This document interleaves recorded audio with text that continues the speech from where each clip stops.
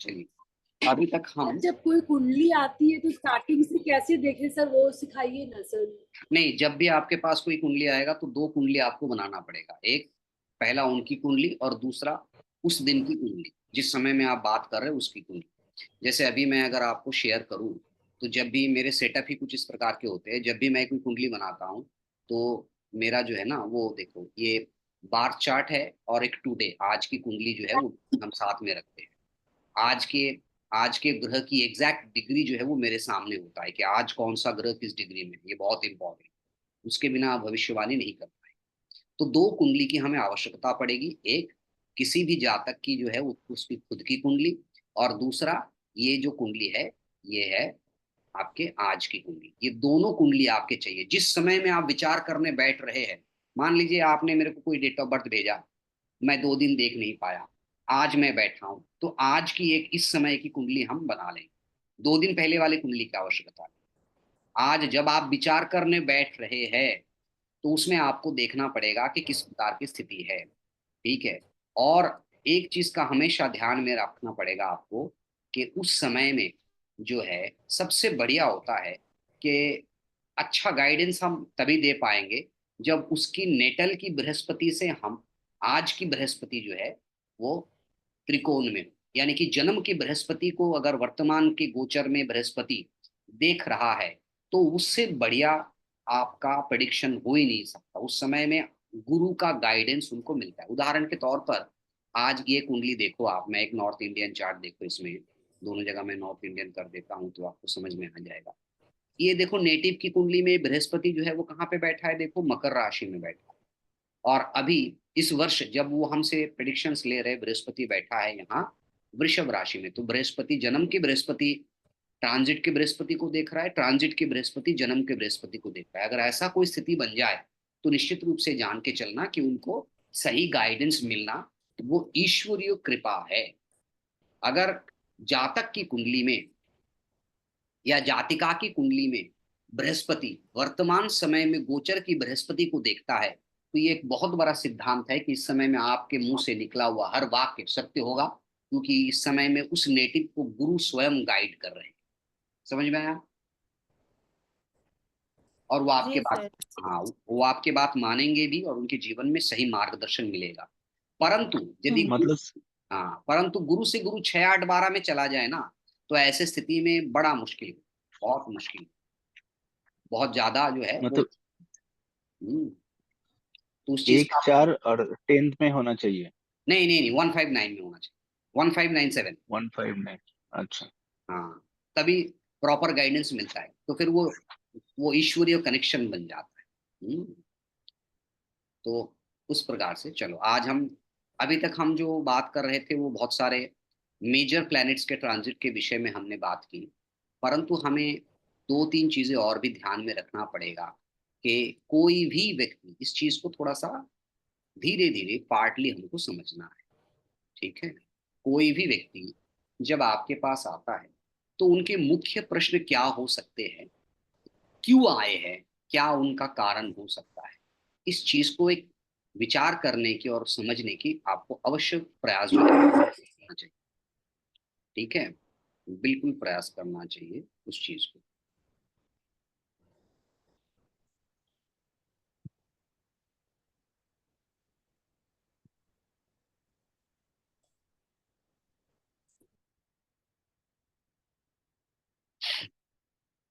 तो कैसे उसको समझना है, वो विषय में थोड़ा सा बहुत ही स्टेप बाय स्टेप आपको एक्सप्लेन कर।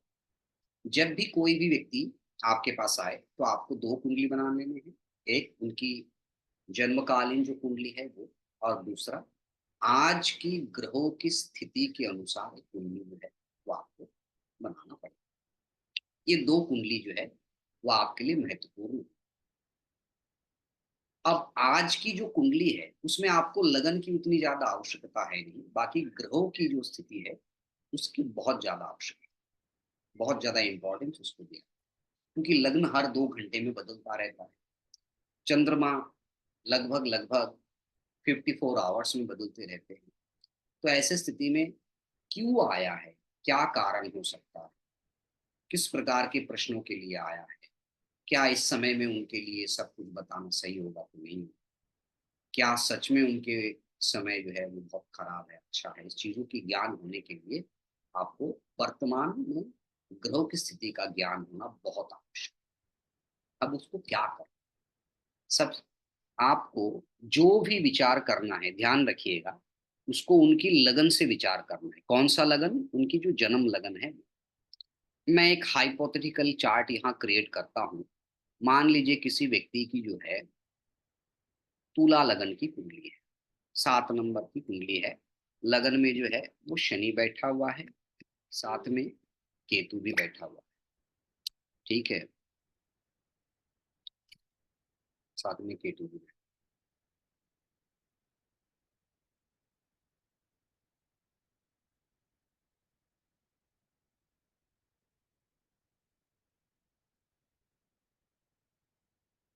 अब मेष राशि में मान के चलो कि उनका राहु बैठा हुआ।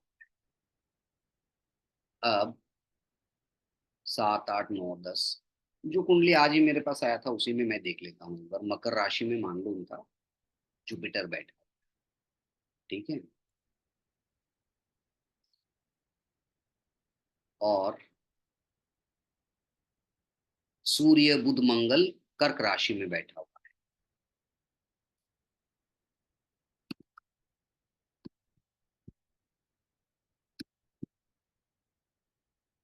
शायद मिथुन राशि में चंद्रमा और बुध, बस वही है।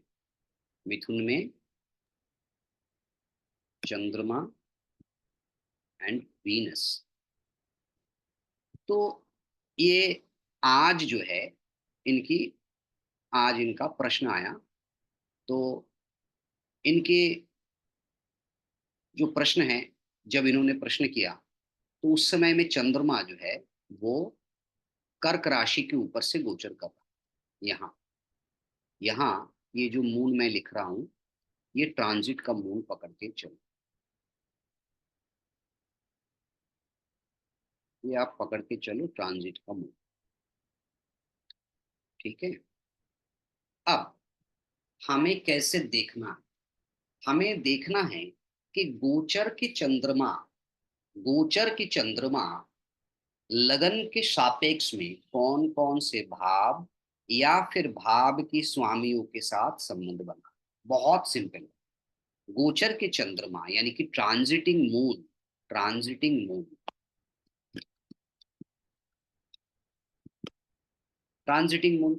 मून कौन है यहाँ? ट्रांजिटिंग मून कहा है मिथुन राशि में, मिथुन में। और किसके साथ संबंध बना रहा है ट्रांजिटिंग मून? वो बड़ा महत्वपूर्ण है, वो आपको देखना है। ट्रांजिटिंग मून को अगर हम देखें तो हमें देखना पड़ेगा कि ट्रांजिटिंग मून जो है वो मिथुन में जा रहा है, परंतु वो दो ग्रह के साथ संबंध बना के रखा है। एक जन्म की चंद्रमा और दूसरा शुक्र। सो पहले तो जन्म के चंद्रमा के साथ संबंध बना रहा है ना? Transiting moon is making relation with the natal moon, जन्म के चंद्रमा और जन्म के शुक्र के साथ संबंध बना के रखा। तो ये जो भी व्यक्ति है, जो भी जिन्होंने भी ये प्रश्न पूछा, तो उस समय में उनकी जन्म की चंद्रमा के साथ और जन्म के शुक्र के साथ गोचर के चंद्रमा जो मिथुन राशि में गोचर कर रहा है वो संबंध बना। अब इनकी कुंडली में चंद्रमा कौन कौन से भाव, क्योंकि तुला लगन की कुंडली है, तुला लगन में जो है वो क्या हो जाएगा? तुला लगन में चंद्रमा जो है वो 10th भाव का स्वामी है। कौन से भाव का स्वामी है? 10th का स्वामी। और शुक्र कौन से भाव का स्वामी है? शुक्र जो है लगन का स्वामी है और 8th भाव का स्वामी। तो ये जो है, जब ये क्लाइंट, हाँ, तो ये जो क्लाइंट है जब आपके पास आया तो आप देख रहे हो कि इनकी मन में क्या चल रहा है। इनकी मन में 10th भाव एक्टिवेट है, इनकी मन में लगन एक्टिवेट है, इनकी मन में 8वां घर एक्टिवेट है। इससे क्या मतलब है? निश्चित रूप से इनका जो मन में प्रश्न है वो करियर संबंधित विषयों से, आगे इनका करियर कैसा रहेगा, किस प्रकार का रहेगा, अच्छा रहेगा कि बुरा रहेगा। एक स्वयं के बारे में संबंध, अपने जीवन कैसा रहेगा, अष्टम, इनके जीवन में दुख, दर्द, परेशानी इससे संबंधित। कई बार कुछ लोग विवाह से संबंधित प्रश्न के लिए आते हैं, कई बार नौकरी के लिए प्रश्न से लेकर आते हैं, कई बार संतान के प्रश्न को लेकर आते हैं, कई बार पैसों के विषय में आते हैं। तो इनके जीवन में ना तो पैसा महत्वपूर्ण था, ना कुछ और विषय महत्वपूर्ण था। जो विषय बार बार इनके कथन में निकल के आ रहा था और जिसके विषय में इनको जानना था, वो था ये दसम भाव। एक्चुअली ये जो कुंडली है, ये एक हारे हुए एमपी की है, जिन्होंने सोचा था कि वो निश्चित रूप से जीत जाएंगे और बहुत कम मार्जिन में, मतलब 5-1000 वोट में इस बार लोकसभा चुनाव में ये সাউন্ডটা কম হচ্ছে हाँ সাউন্ডটা কম হচ্ছে हाँ। तो ये बस, तो उनके बाद नेचुरली एक डिप्रेशन काइंड ऑफ सिचुएशन है, क्या होगा कि नहीं होगा, इसी प्रकार के प्रश्न जो है उनके मन में आए। और जैसे पिछले दिन भी मैंने आप लोगों को कहा था, देखो कुंडली कितनी ताकतवर है। शनि से दसम भाव का स्वामी 9th हाउस में है, और शनि से दसम में मंगल है, सूर्य है, बुध है। बुध और चंद्रमा में एक्सचेंज है, तो शुरू में तो कठिनाइयों का सामना करना पड़ेगा, लेकिन बाद में बड़े उच्च कोटि की सफलता के योग जो है वो बिल्कुल बनते हैं। तो इस प्रकार की कुंडली है। चलो आज नहीं तो कल बन ही जाएगी। परंतु जब इनका प्रश्न आया तो मुख्य रूप से इनके करियर से संबंधित हमें कैसे देखना है। हमें देखना ऐसे है कि जब भी कोई कुंडली हमारे पास आए तो हम देखेंगे उसमें कि चंद्रमा की स्थिति क्या है। चंद्रमा की स्थिति क्या है, उससे हम, जैसे अभी तक हम शनि की गोचर देख रहे थे, जैसे अभी तक हम बृहस्पति का गोचर देख रहे थे, उसी प्रकार से हम चंद्रमा की गोचर देखेंगे और हम उस चीज को जस्टिफाई करने के लिए उनसे पूछेंगे कि भाई आप ये करके आए हो क्या। ठीक है, बिल्कुल पूछेंगे, एकदम 100% पूछेंगे। ठीक है, कई बार इस प्रकार का प्रेडिक्शन बड़े सुंदर और बड़े अच्छे हो जाते हैं। उदाहरण के तौर पर जैसे मैं आपको अभी बताता हूँ कि कैसे हम प्रेडिक्शन करते हैं, तो सामने वाला बड़ा चकित हो जाता है कि आपको कैसे पता। ठीक है, तो वो चीज हम कैसे बताते हैं या फिर कैसे आप बताएंगे उस चीज को, थोड़ा सा उसको समझ लीजिए।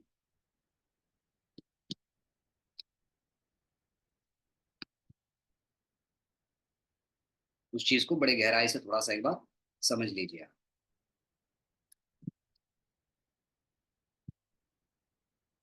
वो प्रेडिक्शन करना बहुत जरूरी है, तभी सामने वाले को विश्वास होगा कि नहीं भाई आपको ज्योतिष जो है वो आता है।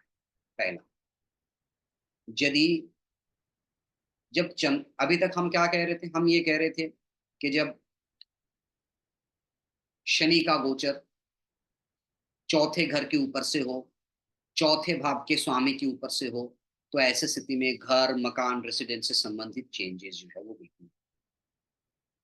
यदि बृहस्पति का गोचर चौथे घर या चौथे घर के स्वामी के ऊपर से हो, तो ऐसे स्थिति में वहां घर मकान बनेंगे, there will be something new, अच्छा रहेगा। यदि शनि का गोचर चंद्रमा के ऊपर से हो रहा है तो कर्म परिवर्तन के योग बनते हैं। यदि बृहस्पति का गोचर चंद्रमा के ऊपर से होता है तो ऐसे स्थिति में जीवन में परिवर्तन के योग बनते हैं, स्थान परिवर्तन, ट्रैवल के योग बनते हैं। यदि राहु का गोचर चौथे घर के ऊपर से जाए तो ऐसे स्थिति में डोमेस्टिक परेशानी। यदि चौथे घर के स्वामी के ऊपर से जाए तो ऐसी स्थिति में भी पारिवारिक अशांति। यदि केतु का गोचर चौथे घर या चौथे घर के स्वामी के ऊपर से होता है तो उस प्रकार के भूमि नाश, मकान नाश, गृह शुभ नाश, सडनली चेंज, जो चल रहा था उसके बिल्कुल विपरीत चलने लग जाएगा स्थिति, इस प्रकार की घटनाएं घटित। Same thing, exactly the same thing will happen चंद्रमा के लिए। क्या होगा चंद्रमा के लिए? चंद्रमा जो है इन्हीं सब का मिलाजुला परिणाम देता है, लेकिन शनि जैसे 2.5 साल के लिए देता है, बृहस्पति जैसे 1 साल के लिए देता है, राहु केतु जैसे 1.5 साल के लिए देता है, चंद्रमा जो है वो अवधि के लिए उस घटना को या तो घटित करेगा या फिर व्यक्ति के मन में उससे संबंधित भावनाएं जागृत। इसको समझो, क्योंकि 2.5 दिन में आपका मकान नहीं बनता, 2.5 दिन में आपके वाहन नहीं खरीदते, 2.5 दिन में आपके जीवन पूरे बदल नहीं जाता, लेकिन उससे संबंधित विचार आपके मन में निश्चित रूप से जो है वो उदय हो सकता है। इस चीज का ध्यान रखना। चंद्रमा मनस जातो, यानी कि आपके माइंड में वो चीज आ जाता है। कैसे? एक छोटा सा एग्जाम्पल हम देते हैं, इसको आप समझ लीजिएगा कि मून जब भी सन के ऊपर से ट्रांजिट करेगा तो क्या होगा। सूर्य का मतलब क्या होता है? सूर्य का मतलब होता है फादर, सूर्य का मतलब होता है प्राइड, सूर्य का मतलब होता है गवर्नमेंट, इस प्रकार की चीज होता है ना। तो जब भी चंद्रमा सूर्य के ऊपर से गोचर करेगा तो व्यक्ति के अंदर उसके मन जो है किसी ना किसी कारण से थोड़ा अहंकारी हो जाता, थोड़ा इगोइस्टिक नेचर की हो जाता है उसके माइंड। ये निश्चित रूप से होता है। उसके कनेक्शन किसी सरकारी व्यक्ति के साथ हो सकता है, कोई गवर्नमेंट एक्टिविटीज जो है वो निश्चित रूप से करेंगे उस 2 दिन में, उस 2.25 दिन में, 54 आवर्स में। पिता के साथ उनका कोई संबंध हो सकता है, मान लो कोई दूर रहता है, घर से दूर रहता है, तो उस समय में पिता से बातचीत होना, इस प्रकार की चीजें जो है होगा। यानी कि सूर्य के जो तत्व है, जब चंद्रमा सूर्य के ऊपर से गोचर करेगा तो उस तत्व को वो एक्टिवेट कर देगा। जब चंद्रमा चंद्रमा के ऊपर से गोचर करेगा तो चंद्रमा के ऊपर से गोचर करने से क्या मतलब होता है? चेंज। चंद्रमा चेंज का, चंद्रमा ट्रैवल का, चंद्रमा एक्स्ट्रा थॉट।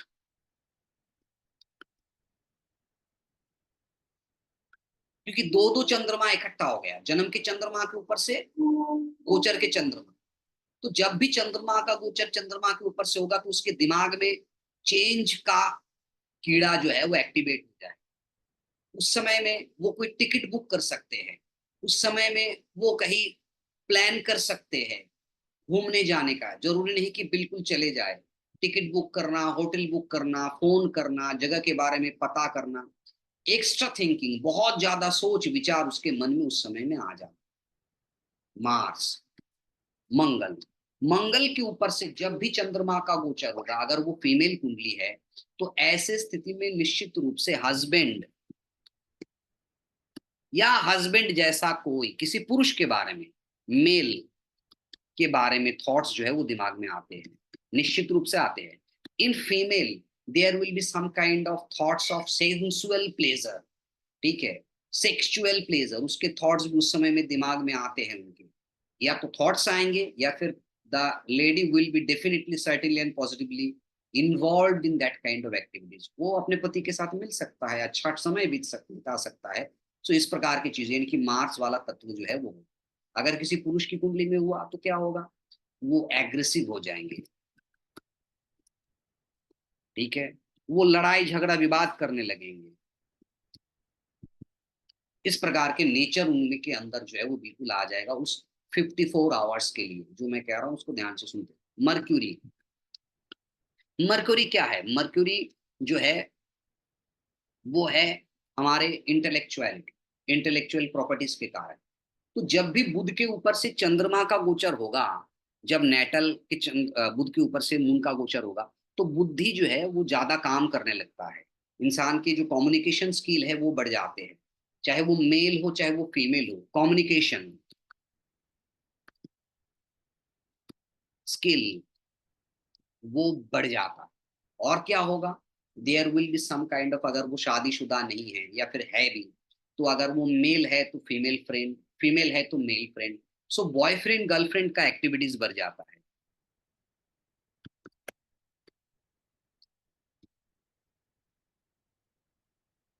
ठीक है, ये निश्चित रूप से बढ़ेगा। इसके बाद जुपिटर के ऊपर से जब जाएगा तब क्या होगा? जुपिटर के ऊपर से जब जाएगा तब उनके मन में एक अच्छे विचार, पॉजिटिव थॉट्स, गुड थॉट्स जो है वो जनरेट करता है। क्योंकि moon is basically emotion, moon is basically mind. वो किसके पास गया? बृहस्पति के पास गया। बृहस्पति के तत्व क्या है? ऑस्पिशियसनेस, शुभता।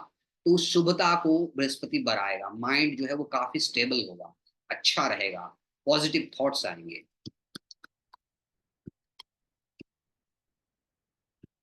और क्या हो सकता है? Holi places, religious places, pilgrimage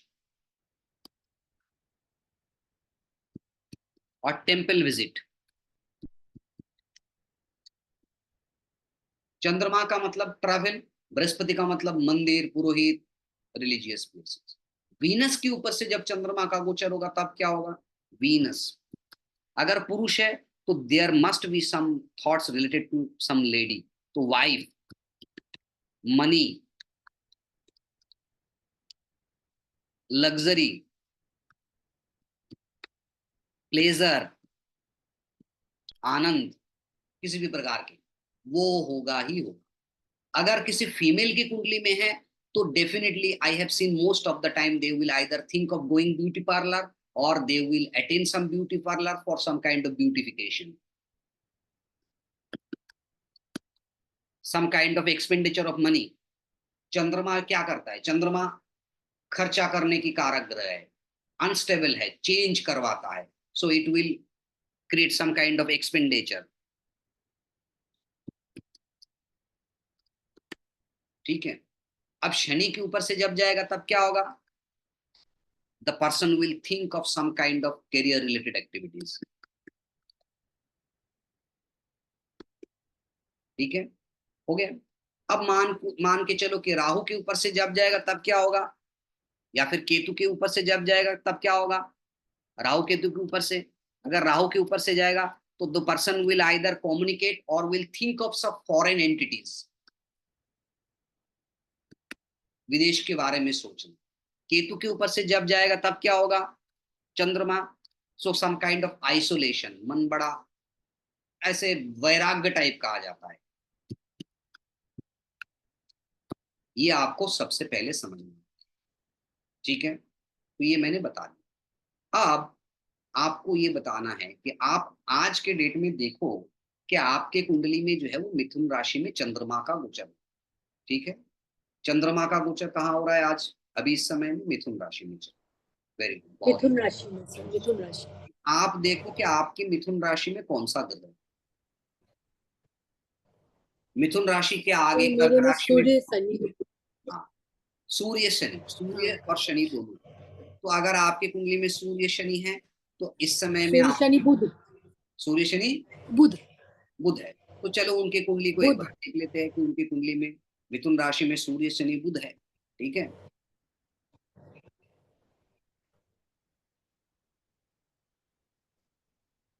अभी मैंने क्या बताया? सूर्य के ऊपर से, शनि के ऊपर से और बुध के ऊपर से जा रहा है। शनि का मतलब क्या होता है? Career related. तो इनके मन में इस समय में कैरियर रिलेटेड जो है वो थॉट्स ज्यादा एक्टिव होंगे। और सूर्य भी है तो फादर रिलेटेड एक्टिविटीज होंगे, पिताजी के साथ इंटरेक्शन होना, बातचीत होना, पिताजी की कोई बात बुरी लग जाना, पिताजी की कोई बात अच्छे लग जाना, पिताजी के बारे में सोचना, इस प्रकार की चीजें।